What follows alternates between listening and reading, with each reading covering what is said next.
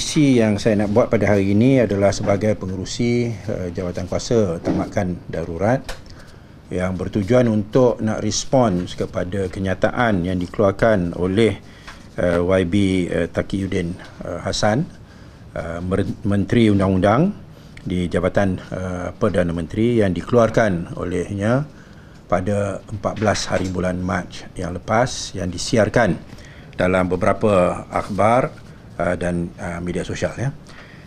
Saya amat terkejut dan kecewa dengan cara kenyataan dan bunyi kenyataan yang dikeluarkan oleh beliau, di mana seolah-olah ianya bertujuan untuk menakut-nakutkan dan menghalang mereka-mereka yang ingin melihat darurat ini ditamatkan, tidak menandatangani petition tersebut.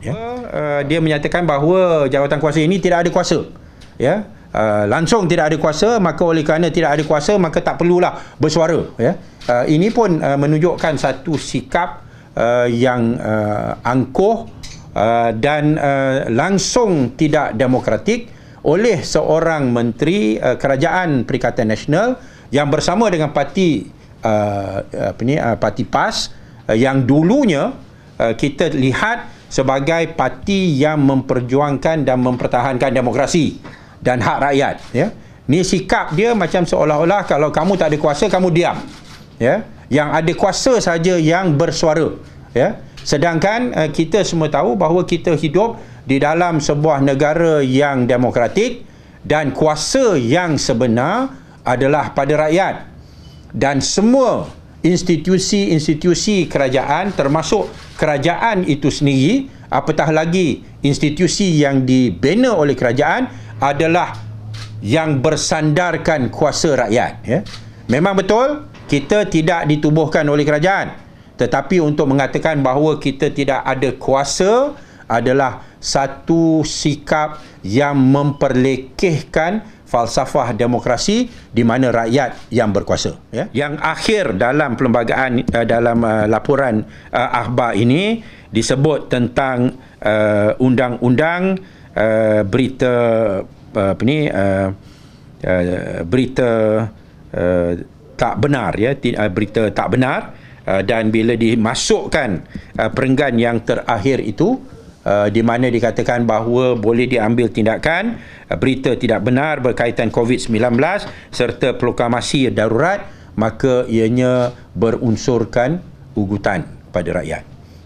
Walaupun tak dikatakan secara direct, dan saya pun tak tahu sama ada Taqiyuddin yang sebutkannya, tetapi di dalam laporan berita ianya dimasukkan sebagai perenggan yang terakhir. Dan sesiapa yang membaca berita itu, dia boleh membuat kesimpulan bahawa kalau dia tanda tangan proklamasi darurat ini, ada kemungkinan maka dia boleh dikenakan tindakan undang-undang atas akta yang baru yang telah diluluskan di bawah kerajaan yang tidak dipilih rakyat, iaitu Akta Berita Tidak Benar. Dan oleh kerana itu ianya menjadi sesuatu yang mengunsurkan ugutan. Saya nak beritahu pada rakyat, negara Malaysia adalah sebuah negara demokrasi dan rakyat tidak wajar ditundukkan dengan kata-kata dan ugutan yang dikeluarkan oleh Menteri Undang-Undang yang kerajaan yang tidak ada sokongan rakyat.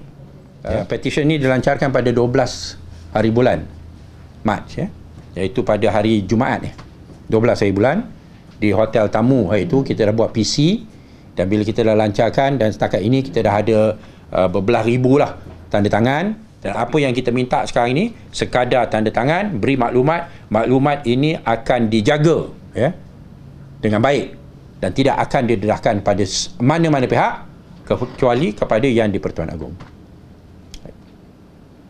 Bila nak serah? Sebelum bulan puasa. So kita ada lebih kurang dalam sebulan tak sampai untuk nak buat follow up. Dan kita akan rancakkan lagi kempen untuk untuk mendapatkan sokongan dan tanda tangan. tapi yang penting rakyat mesti berani. Ya. Jawatan kuasa ini bukan jawatan kuasa Pakatan Harapan. Ya. Jawatan kuasa tamatkan darurat ini adalah satu jawatan kuasa yang dipimpin oleh beberapa individu, termasuk ahli politik dan pimpinan NGO. Ya. It's not a PH thing. Lalu kita mengharapkan ianya akan bipartisan dan cross all political lines. Semua, sama ada orang UMNO ke, orang MIC ke, MCA ke, yang melihat bahawa darurat ini memang menyulitkan rakyat dan tidak memenuhi apa-apa tujuan dan matlamat, melainkan mempertahankan Muhyiddin dan kerajaannya, maka kita harap ya mereka akan bersama dan berani untuk menandatangani petition kami. Jadi apakah peranan yang dimainkan oleh YB sendiri dalam yang platform ini, petition ini? Saya sebagai pengerusi. Di antara jawatan kuasanya ada ahli politik daripada DAP, ada daripada PKR, ada daripada Muda, ada daripada Warisan, ada daripada Pejuang, ada NGO, termasuklah individu-individu seperti Ustaz Ahmad Awang, Ustaz Gani, ya, Cikgu Azmi, ya, yang MAPIM, ya, dan sebagainya. So apa yang kita nak, semua pihak yang menolak darurat ini akan bersatu bersama dan suara kita, suara rakyat disampaikan kepada Yang di-Pertuan Agong.